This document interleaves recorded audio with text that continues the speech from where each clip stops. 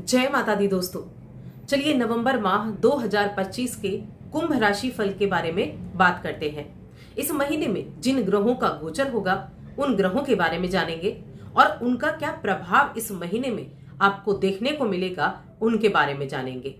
तो देखिए, इस महीने में सूर्य, शुक्र और बुध का राशि परिवर्तन होने वाला है और इनका ये गोचर आपके जीवन में कई तरह के बड़े बदलाव भी लाएगा। देखिए, जब भी कोई ग्रह राशि बदलता है हमेशा वो आपके जीवन में बदलाव लेकर आता है और कुछ ग्रह ऐसे होते हैं जो महीने में एक बार और दो बार भी राशि परिवर्तित करते हैं।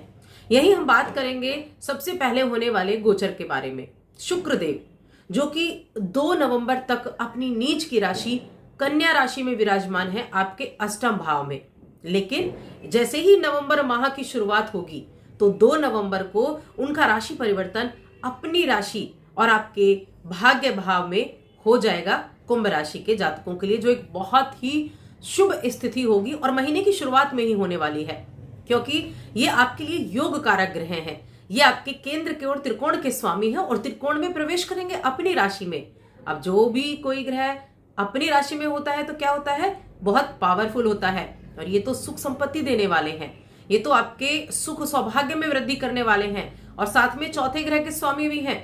तो इनका अपनी त्रिकोण की राशि में आना आपके लिए 2 नवंबर से 26 नवंबर तक का बहुत अच्छा टाइम देने वाला है, क्योंकि 26 नवंबर को एक बार फिर से शुक्र का राशि परिवर्तन हो जाएगा आपके 10th हाउस में, जहां पर मंगल मौजूद है, जहां पर दूसरे प्लैनेट्स भी होंगे, यानी कि सूर्य देव भी होंगे, क्योंकि 16 नवंबर तक सूर्य अपनी नीच की राशि तुला राशि में होंगे आपके नवम भाव में और 16 नवंबर को ये आ जाएंगे आपके 10th हाउस में और फिर पूरे महीने आपके 10th हाउस में रहने वाले हैं। अब अगर हम मंगल की बात करें तो देखिए, मंगल देव तो पूरे महीने ही मंगल आपके 10th हाउस में रहेंगे, तो सूर्य और मंगल की युति यहां पर भी होने वाली है और ये 16 नवंबर से महीने के अंत तक रहेगी। तो ये गोचर है, क्योंकि मंगल का राशि परिवर्तन तो अक्टूबर माह के एंड में ही हो जाएगा।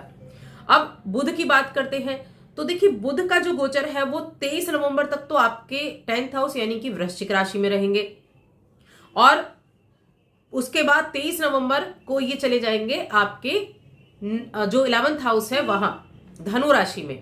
तो जो 10th हाउस में इनकी पोजीशन है वो मैं कहूंगी काफी अच्छी है। सूर्य के साथ युति करना, मंगल के साथ युति करना और साथ में शुक्रदेव भी उनके साथ युति करना। उसके बाद जब ये 11वें घर में जाएंगे तो अपनी शत्रु राशि में होंगे, धनु राशि में, क्योंकि गुरु बृहस्पति के साथ इनकी शत्रुता है, तब ये उतने अच्छे रिजल्ट नहीं दे पाएंगे। अब गुरु बृहस्पति की बात करें तो देखिए, गुरु बृहस्पति पूरे महीने उच्च की अवस्था कर्क राशि में रहने वाले हैं। वैसे तो कर्क राशि में बहुत अच्छे नहीं कहे गए, लेकिन फिर भी अब क्योंकि एक शुभ प्लैनेट अपनी उच्च राशि में बैठा है तो पॉजिटिव ना दे रिजल्ट, ऐसा तो हो नहीं सकता, तो पॉजिटिव रिजल्ट भी देंगे। आपके राशि के स्वामी की बात करें तो आपके द्वितीय भाव में है और ये वक्री है, वक्री से मार्गी भी हो जाएंगे ये इसी महीने। और जो राहु हैं वो आपकी राशि में विराजमान है, जिनकी एक अच्छी स्थिति इस महीने रहने वाली है। वहीं केतु की बात करें तो केतु आपके 7th भाव में बैठे हुए हैं। तो ये ओवरऑल ग्रहों की स्थितियां हैं, लेकिन ये आपका जो जीवन में प्रभाव है ना वो बड़ा जबरदस्त देंगी। एक तो 2 ग्रह भी नीच के थे, तो नीच के ग्रह से उनका अच्छे परिवर्तन करना ये बड़े बदलाव का कारण बनेगा, लेकिन वो बदलाव कैसे होंगे इसके बारे में जानते हैं। आगे बढ़ने से पहले छोटा सा रिक्वेस्ट है कि चैनल पर पहली बार आए हैं तो सब्सक्राइब के बटन को दबाकर हमारे चैनल को सब्सक्राइब जरूर कर लें। तो चलिए वीडियो की शुरुआत करते हैं। सबसे पहले मैं आपके कार्यक्षेत्र, आपके करियर की बात करूंगी, उसके बाद फाइनेंशियल कंडीशन आपकी कैसी रहेगी उसके बारे में बात करेंगे, फिर प्रेम जीवन, वैवाहिक जीवन, पारिवारिक जीवन, शिक्षा और स्वास्थ्य, और वीडियो के अंत में हम कुछ इंपॉर्टेंट उपाय के बारे में बात करेंगे जो बेहद खास होने वाले हैं। तो वीडियो की शुरुआत करते हैं।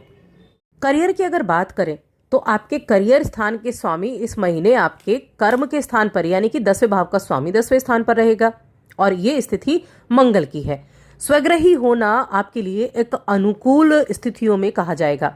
वैसे तो मंगल जो है 10वें भाव में बहुत अच्छे नहीं होते, लेकिन क्योंकि वो अपनी राशि में बैठे हुए हैं तो ये आपके जो कार्यक्षेत्र हैं उनके लिए मददगार साबित हो सकते हैं और साथ ही गुरु बृहस्पति के द्वारा देखे जाने के कारण ये आपको आपके करियर से जुड़ी हुई आपको अच्छे रिजल्ट देने का कार्य करेंगे। आप अपने हर एक काम को बड़े सम्मानपूर्ण तरीके से करेंगे, शालीनतापूर्वक तरीके से करेंगे और आप लोगों के बीच में महत्वपूर्ण भूमिका भी निभाएंगे।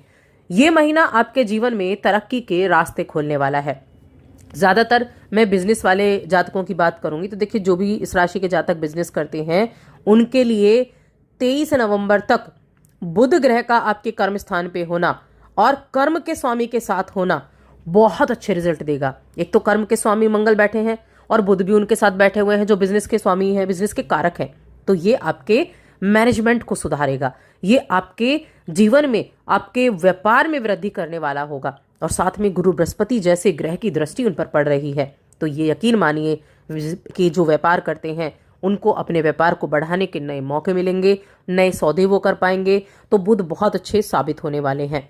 आप किसी कार्य को नए सिरे से करना चाहते थे तो वो भी आप कर पाएंगे, कुछ नया प्रयोग करना चाहते थे वो भी आप कर पाएंगे।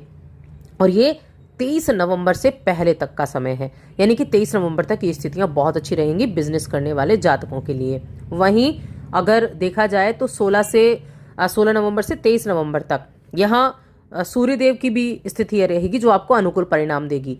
तो नौकरी के लिए भी और जॉब से संबंधित मामलों के लिए भी यहाँ अच्छे रिजल्ट रहेंगे।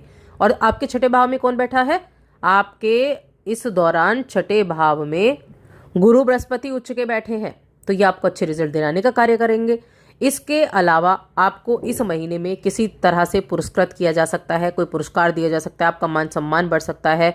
और इस दौरान आपको जो जिन चीज़ों को लेकर आप काम कर रहे थे ना कि इसके परिणाम आपको प्राप्त होंगे और आप वेट भी कर रहे थे, तो ये महीना आपको उन परिणामों को देने वाला होगा। वहीं अगर हम फाइनेंशियल कंडीशन की बात करें तो देखिए, गुरु बृहस्पति छठे भाव में है, हालांकि छठे भाव में अच्छे नहीं होते लेकिन उच्च के हैं, तो हम स्थिति को नहीं भूल सकते। तो आपको अपने कर्म के अनुसार आपको परिणाम मिलेंगे, जैसा आपका कर्म वैसे आपको परिणाम। लेकिन गुरु की दृष्टियां कमाल की होंगी। गुरु अपनी दृष्टि से आपके काम पर आपको संतोषप्रद लाभ कराने वाले हैं। आप कोई लोन वगैरह लेना चाहते हैं तो वो आपको मिल जाएगा, लोन वगैरह बड़ी आसानी से मिल जाएगा आपको। तो आमदनी के दृष्टिकोण से ये महीना अच्छा है। बचत आप इस महीने में कर पाएंगे, फाइनेंशियल स्ट्रांग आप रहेंगे। धन के स्वामी होते हैं गुरु बृहस्पति और ये धन भाव को देख भी रहे हैं। अब जब धन का स्वामी धन भाव को देखेगा तो क्या करेगा? जो आप कमाएंगे उसमें से कुछ हिस्सा बचत जरूर करेंगे, क्योंकि धन तो वो कमवा ही रहा है और कर्म पर भी दृष्टि डाल रहा है। तो कर्म भी आपका अच्छा हो गया, पैसा भी आपने कमाया, लेकिन बचाएंगे तो गुरु आपको बचाने का कार्य भी करवाएगा। धन को सुरक्षित रखने में कामयाबी हासिल करेंगे, प्रैक्टिकल रूप से आप काम करने के कार्य करेंगे। वैसे तो दूसरे भाव में वक्री शनि भी बैठे हैं, लेकिन ये 28 नवंबर तक वक्री हैं, ऑलमोस्ट पूरा महीना वक्री हैं। तो बीच बीच में कुछ हो सकता है कि खर्चे हो जाएं, लेकिन फिर भी गुरु कोशिश करेंगे कि आप ऐसे में थोड़ी सी समझदारी दिखाएं और बचत की तरफ ज्यादा ध्यान दें। लापरवाही ना करें, थोड़ा सा ध्यान रखना है, लापरवाही ना करें, कोई व्यर्थ का खर्चा ना करें, इस चीज का ध्यान रखें। तो ये महीना आपको फाइनेंशियली स्ट्रांग करके जाएगा। वहीं रिश्तों की बात करें, प्रेम जीवन हो गया, वैवाहिक जीवन हो गया, पारिवारिक जीवन हो गया। तो प्रेम जीवन देखा जाए तो इस दौरान अच्छे परिणाम मिलने वाले हैं। जिनका भी जो भी प्रेम प्रसंग से जुड़े हुए हैं, मैं उनसे कहूंगी अगर आप एक साथ काम करते हैं, एक ऑफिस में काम करते हैं, तो अपने काम पर पहले पूरा फोकस करें। उसके बाद बचे समय में आप अपने प्रेम संबंध के लिए समय निकालें। इससे आप क्या करेंगे? संतुलन बना पाएंगे लव लाइफ और कार्य क्षेत्र, इन दोनों में। तो बुध आपको फिर अच्छे रिजल्ट देगा, तो इसका ध्यान रखें। लेकिन लव लाइफ वैसे अच्छी है आपकी। और जो वैवाहिक जीवन की अगर बात करें तो देखिए, वैवाहिक जीवन में 16 नवंबर तक आपके जो सप्तम भाव के स्वामी हैं वो नीच के हैं, तो तब तक आपको थोड़ा ध्यान रखना है। कुछ ना कुछ बात को लेकर आर्ग्यूमेंट हो सकते हैं, उसके बाद स्थितियां ठीक हो जाएंगी। तो उसके बाद की स्थितियां मैं कहूंगी ठीक है वैवाहिक जीवन के लिए। वहीं हम पारिवारिक जीवन की बात करें तो गुरु बृहस्पति परिवार भाव पर दृष्टि डाल रहे हैं, ये एक बहुत अच्छी चीज है। शनि वहां वक्री बैठे हैं, ये अच्छी चीज नहीं है। तो यहाँ मिले जुले परिणाम आपको देखने को मिलेंगे।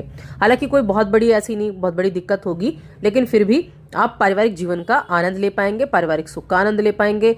भाई बंधुओं से अच्छी बनेगी, आपके जो मित्र हैं, आपके जो रिश्तेदार हैं, उनके साथ आपका अच्छा रहेगा। गृहस्थ जीवन आपका अच्छा रहेगा। शुक्र जो है वो आपको 2 तारीख के बाद आपको सपोर्ट करेंगे, तो उनका रिजल्ट भी आपको देखने को मिलेगा। तो यहाँ चीज़ें जो हैं फिर भी ठीक ठाक बनी हुई हैं। वहीं अगर हम शिक्षा की बात करें तो देखिए, शिक्षा के क्षेत्र में पंचम भाव को अगर हम देखते हैं तो शिक्षा के मामले में मिले जुले प्रभाव देखने को आपको मिलने वाले हैं। तो आपको ध्यान देना है कि आप अपने समय को यूं ही व्यर्थ ना जाने दें, पढ़ाई पर अपना पूरा फोकस बनाकर रखें ताकि आपको अच्छे रिजल्ट प्राप्त हो सके। ये आपके लिए बहुत ज़्यादा इंपॉर्टेंट है स्टूडेंट्स के लिए, थोड़ा ध्यान रखें इस चीज़ का। और हेल्थ की जहाँ देखी जाए कि आपकी हेल्थ कैसी रहेगी, तो देखिए हेल्थ के मामले में आपकी राशि में तो राहु है, सप्तम में केतु है और मंगल की दृष्टि आपके पहले भाव पर है। तो मंगल एनर्जी देने का तो काम करेंगे, थोड़ा खान पान की चीज़ों को तो आपको संतुलित करना होगा और सेहत के प्रति जागरूक रहना होगा। तो इसका ध्यान रखें, यानी कि अभी जिन लोगों को किसी तरह की प्रॉब्लम पहले से चल रही है ना, उनको सावधानी रखनी है, उनको थोड़ा ध्यान रखना है।